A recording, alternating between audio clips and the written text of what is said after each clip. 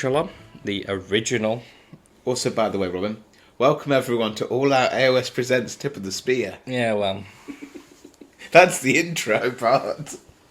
It's the easiest part of the whole show. It doesn't change. I don't normally do it. I know you don't, but never mind. Well, before we do get onto those Ossiarch Bonereapers, how was your Age of Sigmar week, Bim? Not a great deal of Spearhead this week, outside of just us doing recording stuff, which we probably shouldn't really talk about, because spoilers. I managed to come second at our local tournament of match play, won 1,000 points. Again, I did the exact same thing as I did in the tournament. I won all three of my games, just did not score enough points to come first.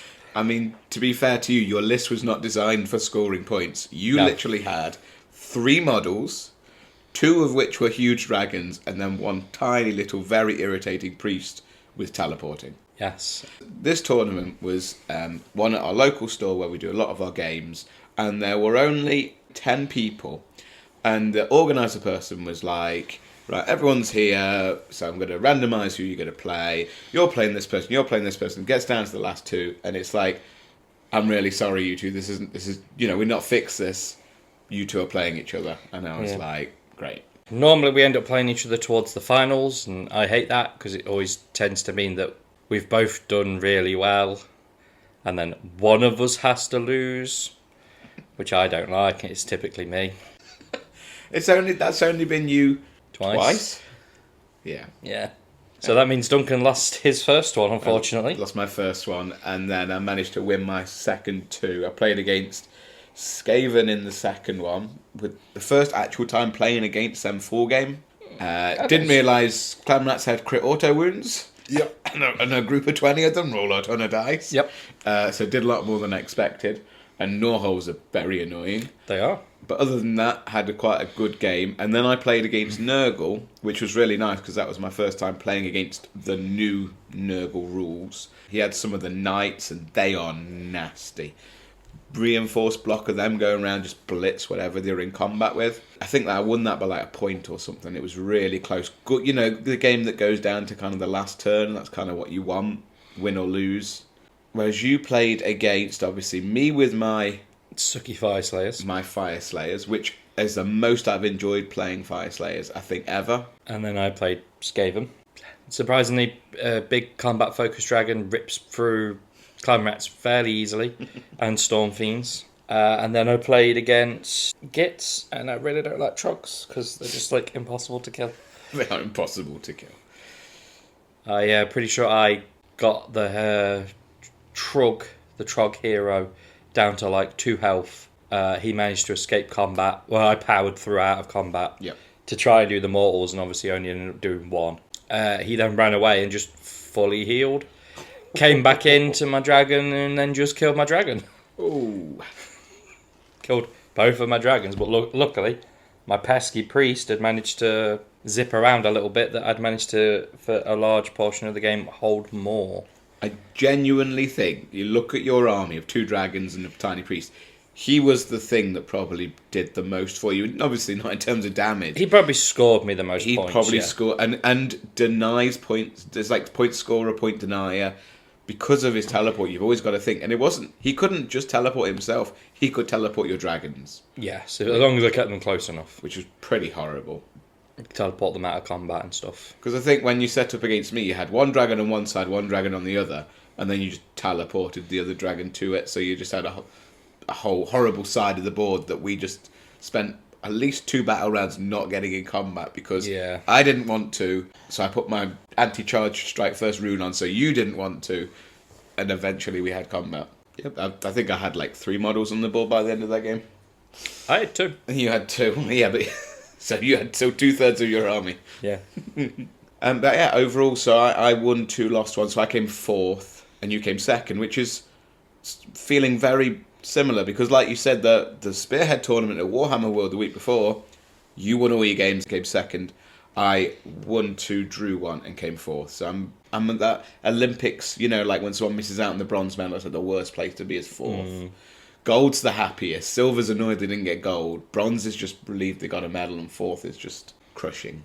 So close, yet so far. Well, I don't think you're going to get so close and so far with this army. I just don't think you get close enough. I don't know, you've got a pretty fast unit that will get pretty close. It won't do a lot when it gets there, most likely, but... So my first thing about this, and obviously we'll go through the units, is you read it and you think, wow, you have a bit of everything. You have a magic wizard, you've got loads of infantry that are not the worst infantry in the game. Yeah, crit 2 hits. Yeah, and good saves, so, little infantry, ones like that, you kind of go, actually, they're pretty good. You've got a cavalry unit, and you have a monster. How is this Spearhead not good? But it's not. I don't think it's the worst Spearhead. No, it's not. But nothing special. You look at the list. So you get your general is your Mortison Soul Reaper, which in the main game is like a combat-y magic hero. Which is awkward middle ground. Awkward middle ground because he's small enough, so he's not got enough health that he gets in combat. But he's sort of designed to, which is a bit weird. You get 2 units of Mortison Guard, which are the skeletons. One of them you only get in the 3rd battle round. Honestly, why that's the case, I don't understand. You look at Soul Blight. Yep. They get all of their 20 skeletons. I know you're getting a monster with this, but they've got like a better cavalry unit. And they get a unit that comes in the 3rd battle round. I don't know, it just seems weird to penalise this army by having them come in late. You do also have your Cavaloth Death Riders. So your cavalry unit, you get 5 of them. Which is your mobility in your army, which are really good. Like all cavalry units, you kill a few of them. They're not doing a great deal of damage. But they've got a decent enough save. And as we were just talking about, you've got your Gothazard Harvester, which is your medium-sized monster. Probably the smallest monster in... I was just trying to think if the new Lumineth one is... Probably smaller. What health is that not, one? I think it's 8 health. So this is 10. This is 10. So, similar, isn't it? It probably won't be the smallest going forward, but probably still be the worst. Well, he's to be fair, he's not bad. He just doesn't roll many dice. And anytime you're not rolling many dice, he has the capacity to do a lot or do not a lot. I think he's your distraction. Yeah, he's probably the big thing that someone goes, oh, I need to kill that turn 1. And yeah. And you go... hope it just sort of locks him in, and then if it spikes... Pretty much typical monster, because that's pretty much what you kind of want from the Carnosaur, outside the fact of it's your mobility in that as well. And that's kind of what you want from the Tree Lord in the Sylvaneth. You kind of want people to charge in, get bogged down, and it go, well, if I roll well, I'm killing something. But if not, at least everything's busy fighting that. But this one isn't kind of, it's because we keep saying it's the medium monster, it kind of struggles at doing that compared to the others. Yeah. So that's your army. Your battle trait is you have your Ossiarch commands. So at the start of each battle round, you get 2. Each Ossiarch command costs 1 command point to use. The same unit cannot use 1 Ossiarch command in the same phase. At the end of the battle round, all remaining Ossiarch command points are lost. So the things that you can spend them on in the game is you can do some healing with your hero. You can give your skeletons crit auto wound. You can do a charge ability where your cavalry unit passes over infantry models and does D3 damage. And you can have one of your regiment abilities. There's 2 to choose from, and each uses a point. One of them adds 1 to wards, and one of them lets you retreat without inflicting mortal damage. Only with your skeletons, so that one. The thing that I don't like about this is I would not say any of those abilities are crazy broken. No, none of them are particularly wow. And most other armies would probably just have that on their war scroll. Like, I don't understand why these couldn't.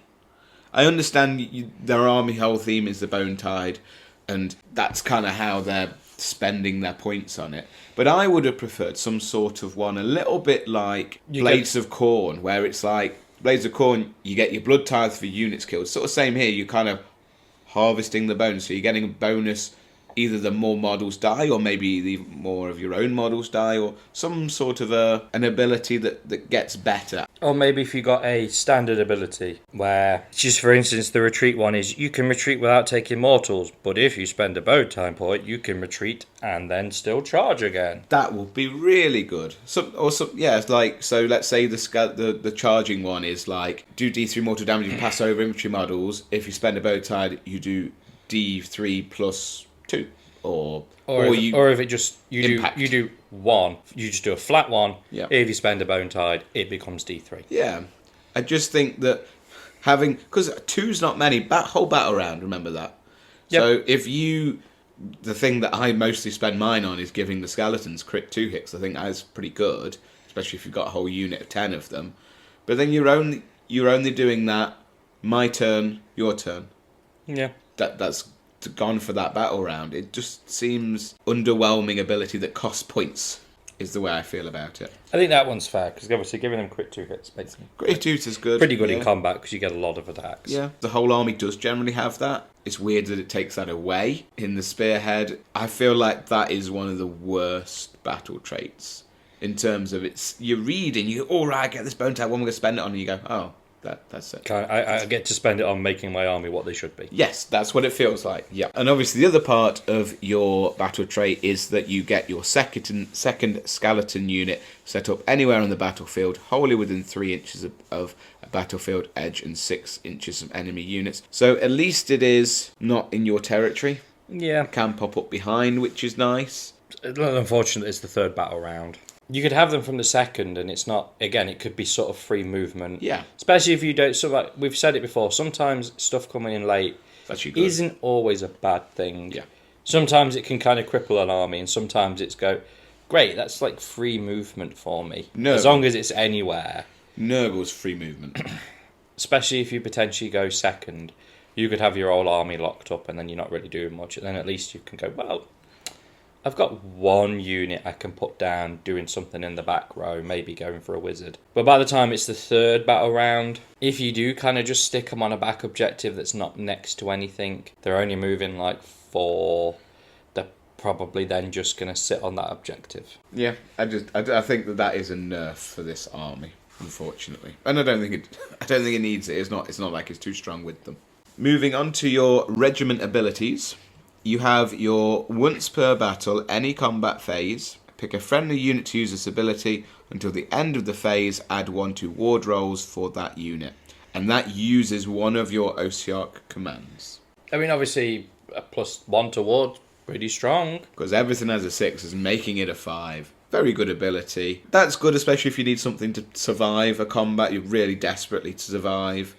If you're worried about your monster being killed early, or your cavalry unit. Or maybe even you need skeletons to hold an objective for that extra turn. The thing I like about that one is, it's like one you've got to activate, and it's one that you potentially could waste.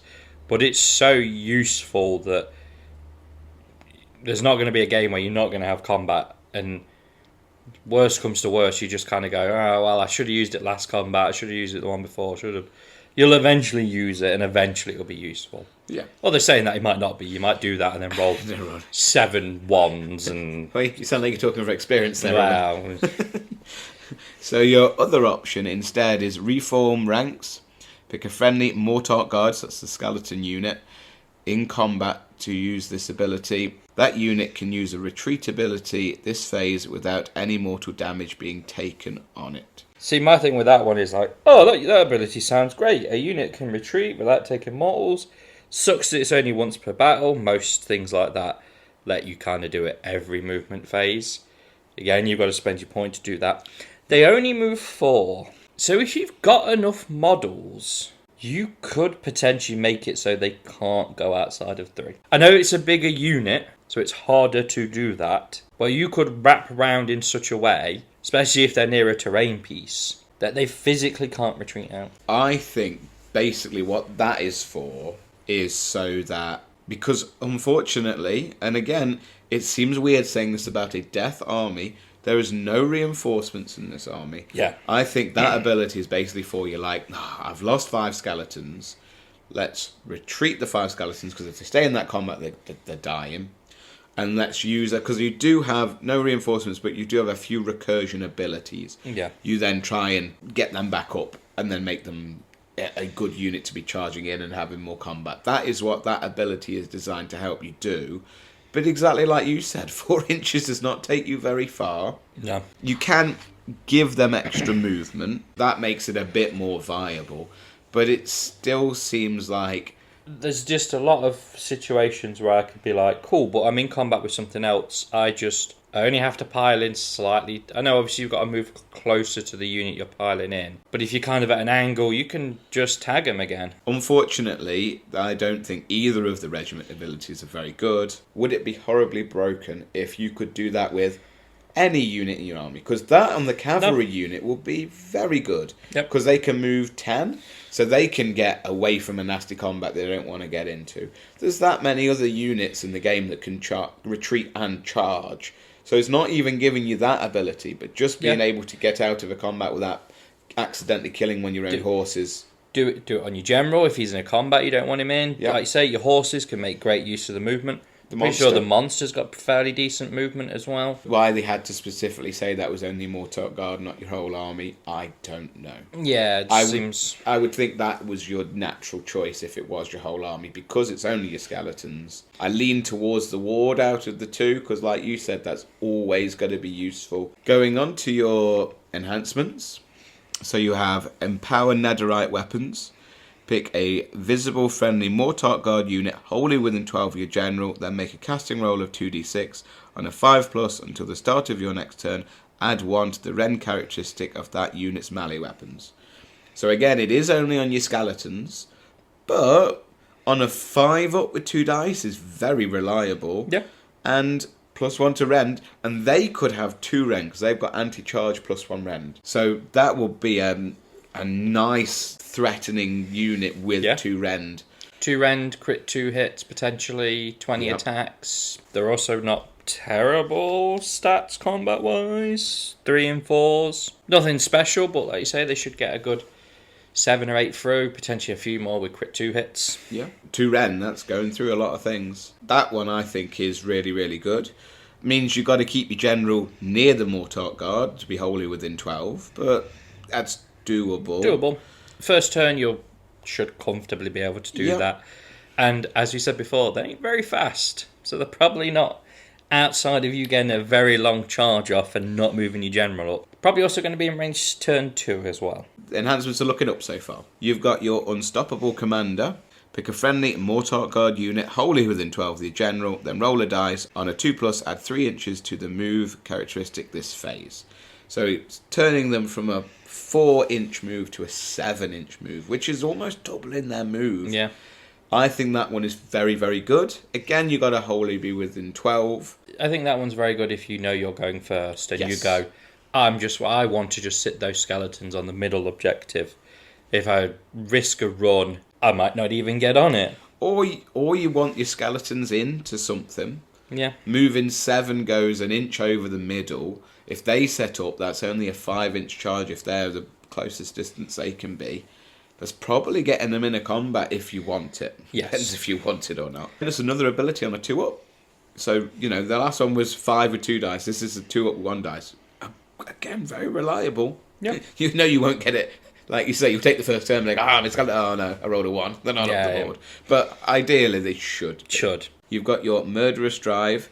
Your general's Soul Reaper Scythe has crit 2 hit. Now, like I said, he is kind of a more combat-y wizard because he does have 2 rend on his attacks, but he only has 3 dice. So, don't think I've ever chosen that one just because, A, you probably don't want him in combat. Yeah. B, 3 dice and reliably getting any 6s is just not. He should probably beat most wizard generals in combat. Should he? Probably not. Well, he's only 3 attacks, 3s and 4s. I like the 2 rend, but it's 2 damage. One with D3 damage could out damage him. Outperform, yeah. I know he's got a 4-up save and a 6-up ward, so that should help him against some. But you do also look that 3 dice. 3 dice. What, on average, you're getting maybe 1 through? 3s and 4s? Yeah, and then on average, you would take 2 combats to get 1 crit hit through. Yeah. That's sort of like, oh no, General got charged turn 1. Unless you roll 3 sixes, it isn't really worth using, is it? Yeah. And hopefully you're not setting your general up to be able to be charged turn 1, I would argue as well. Your last one, your Marrow Pact. Each time your general uses a fight ability, after all their attacks have been resolved, heal X your general, where X is the number of damage points allocated by those attacks. Potentially, if he gets a really good combat off, which is unlikely, unfortunately, fully heal himself. Yeah. Every turn. There's a potential, and that's good. He needs to have taken damage. Yeah. So you need to let you need to let them attack you first to get any benefit of that. If you attack first, they attack you, you've taken the damage. You've now got to wait till the next combat to be able to do anything about that damage. So it's kind of a really weird one where you kind of want them to go first. What happens if they spike and do way more than you expect and kill him, or he's got like 1 or 2 health left, and you end up rolling 3 ones. Rolling 3 ones, or maybe even you kill 1 and you heal 2 of them. He's only got 4 left. That is risky. At least it's not models slain, it's damage done. Yeah. That's the only good thing. Is the ones I don't like is when it is models killed, because you might just face giants and you're literally basically never going to get any healing. At least this, you could do 2 to a giant and get 2 back. I think we're probably going to agree on this. So I would rank them as the crit 2 hits as bottom. Yep. The healing as third. Yeah. And then, to be honest, the other 2 are, for me, they're very similar. Very, very equal. Like you said, maybe you look at the movement if you go in first. You look at the rend if you go in second. But I have literally used those 2. Yeah. I've looked at a slow army and gone, right, I can outmaneuver them. I'll go with the movement. I've looked at an army with good saves and gone, I need the 2 rend. Potentially, if they get charged, I'll put the rend. I think both of them are very similar in... It depends what army you're playing against. Yes. If you need rend, you pick the rend. Yeah. If you're playing an army that go, everything kind of saves on a 5...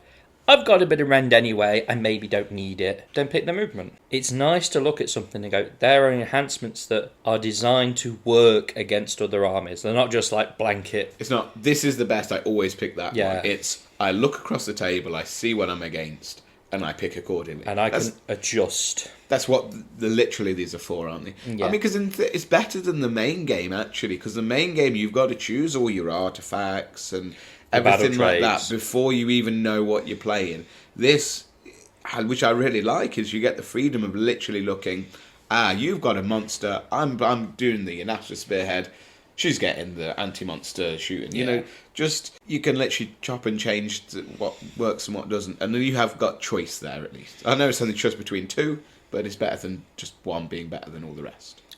Going on to the units, so your Mortison Soul Reaper, your general, moves 5, 5 health, which I always look at and go, you got to get eaten by a Carnosaur. 2 control score, 4 up save. So kind of notably there, I say 4 up save. Yeah, 4 up save's pretty decent. Yeah.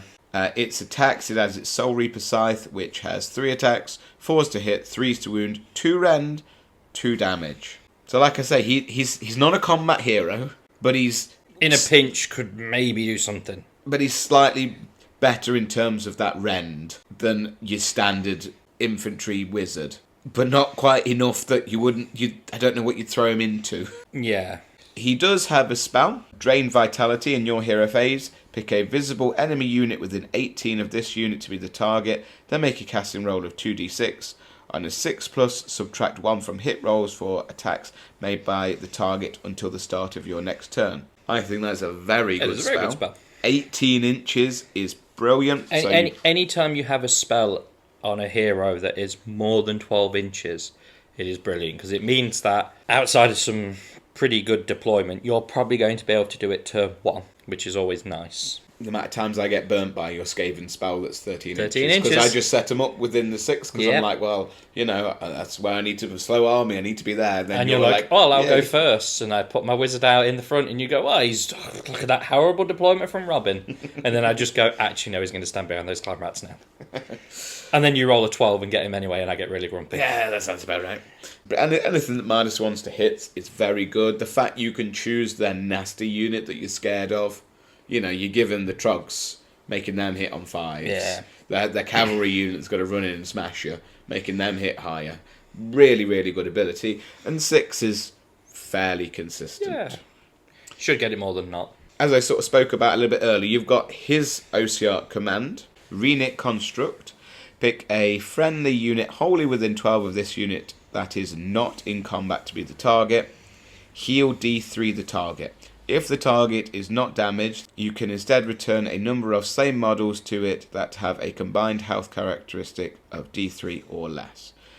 So that's where I think that the ability to retreating comes in, because your unit has to not be in combat. You retreat them and not, you've got 5 left. You retreat them so they don't lose any more, and then you heal, and ideally you get 3 back, and you're back up to 8. Unfortunately, wholly within 12 of him, not in combat. I mean, I would say the best thing about that ability is you can do it on the cavalry and on the monster. Yeah, you can also just heal them. I mean, obviously the good thing is it spends a command point, but it just happens. Yeah. The lowest you can heal is 1. If you're doing it on your harvester and he's taken 5, you heal 1.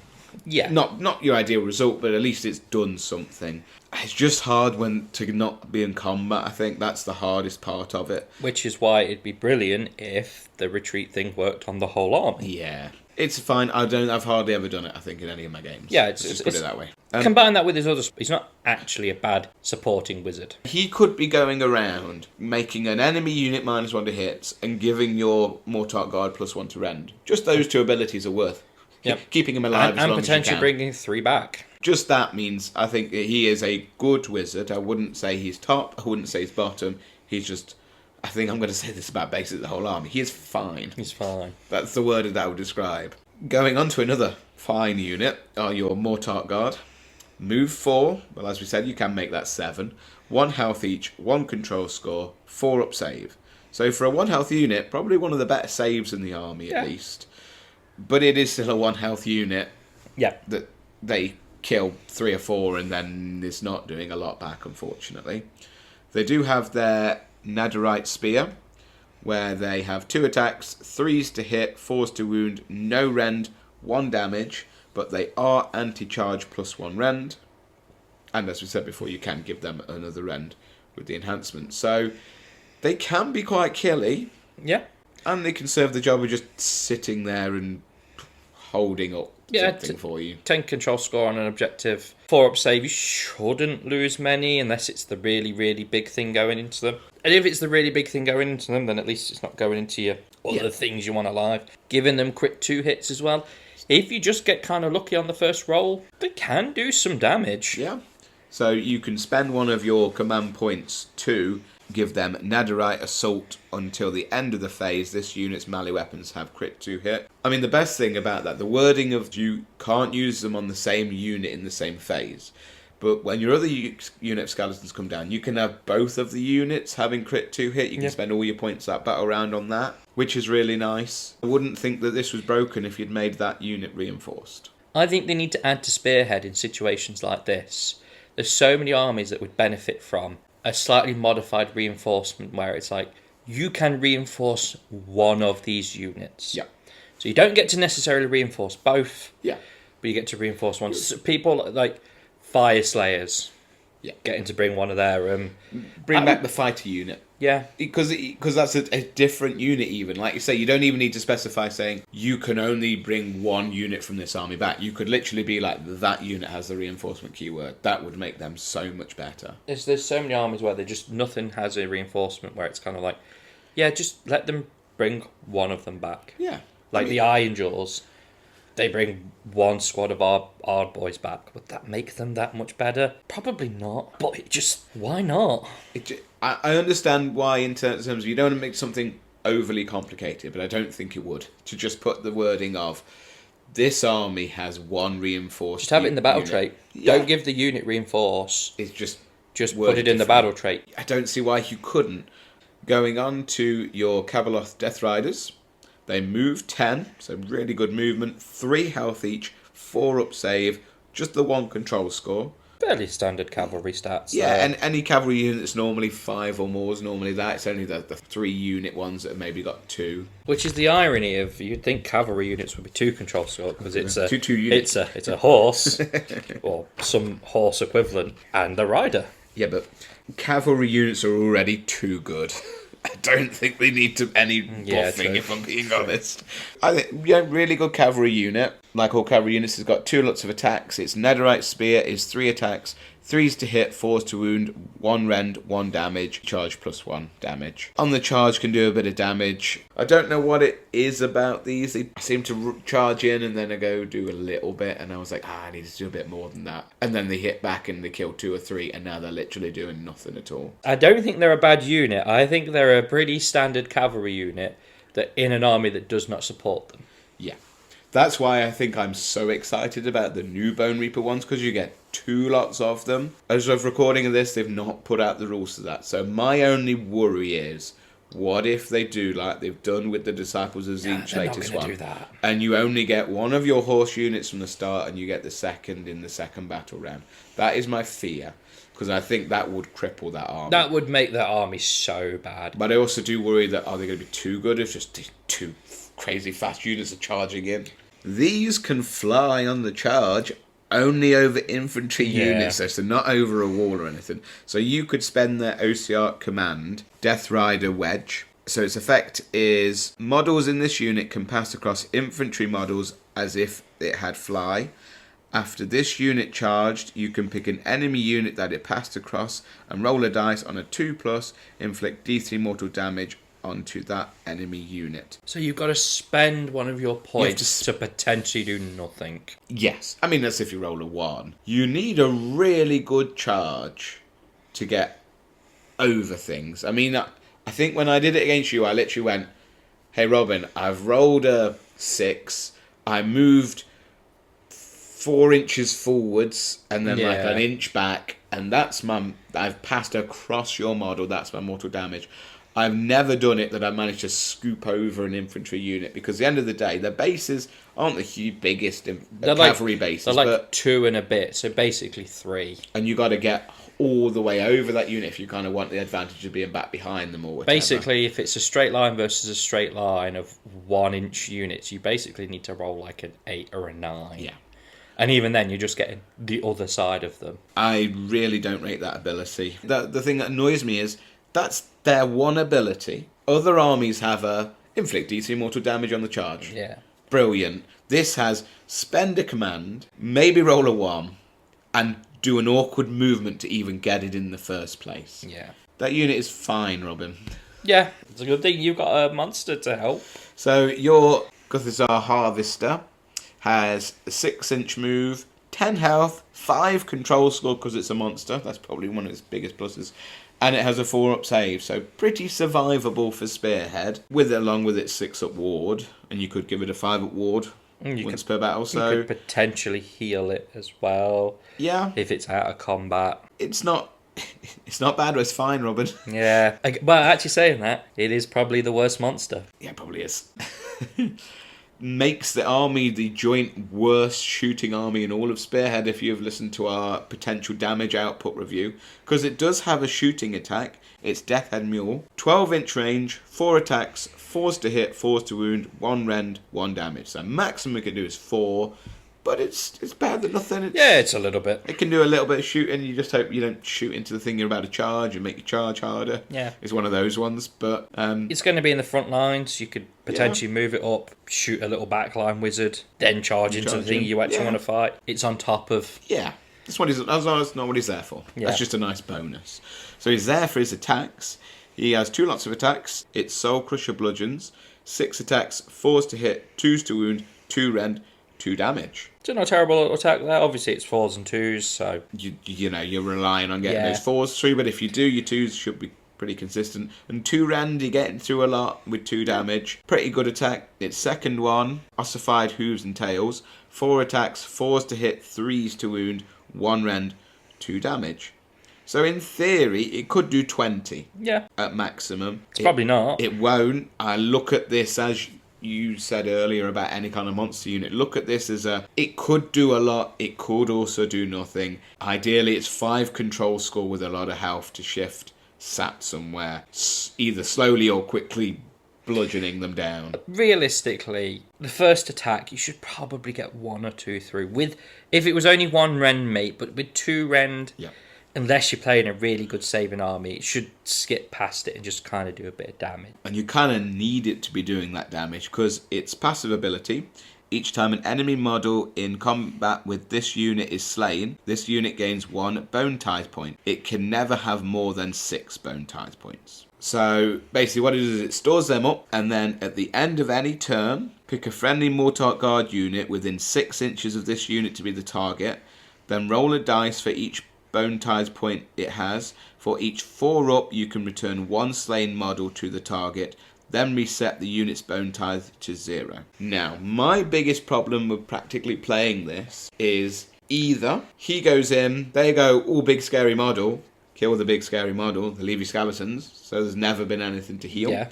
Which isn't the worst thing, because you've got 10 control score there. Either that happens, or gets up to 4, they've killed 2 skeletons. So you go in, well, I've got 4, I've only got 2 dead skeletons. And if I just use 2, I've lost all of them. They get reset to 0. So I go, I'll save it for a bit more impactful. And I save it for another one, and then the skeleton unit's wiped. I'm like, oh, okay, not spending them. So you've got to be within 6. So you've got to have those units Pretty close. basically next to each other. You look at your army, you go, your general wants to be by your Mortarch Guard to give them the rend and the movement. Yep. Your Harvester wants to be next to your Mortarch Guard to be able to help give them some recursion. So that ends up being 1 block of your army. Your cavalry unit goes somewhere else because they're mobile and that's what they need to do. But then a few of them die. So you're 1 big block with 3 units and that's it. You get your 4th one in the battle round 3. Yeah. Obviously, in the main game, they are a castle army. Yes. Which, as we've said, castle doesn't really work in Spearhead because you kind of need to be everywhere. I've hardly ever got the full benefit of that ability. Or, the ideal happens. You lose 6 skeletons. Your Harvester's done his 6.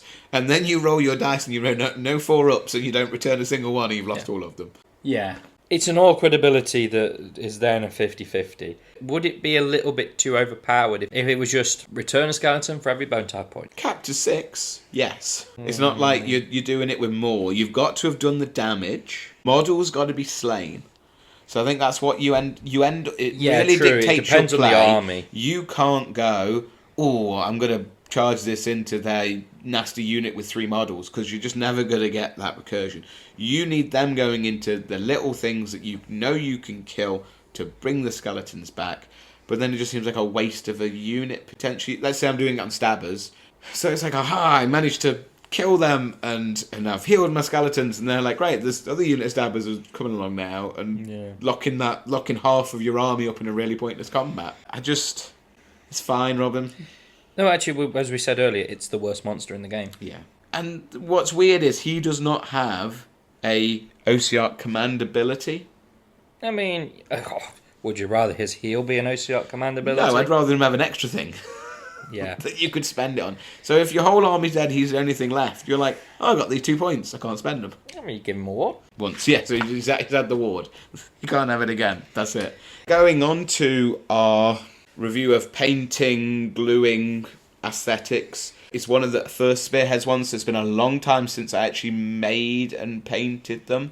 But I don't remember them being painful. And I do think that they are a good army because a lot of them are bone.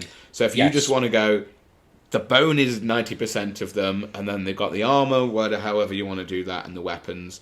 That's my army done. You could also really take a lot of detail into the bone. Yeah. I do think the Harvester is a really nice model, and one I really enjoyed painting. And you do look at this army on a table and you go, oh, you've got the cavalry, you've got the infantry, you've got your hero, you've got the big monster.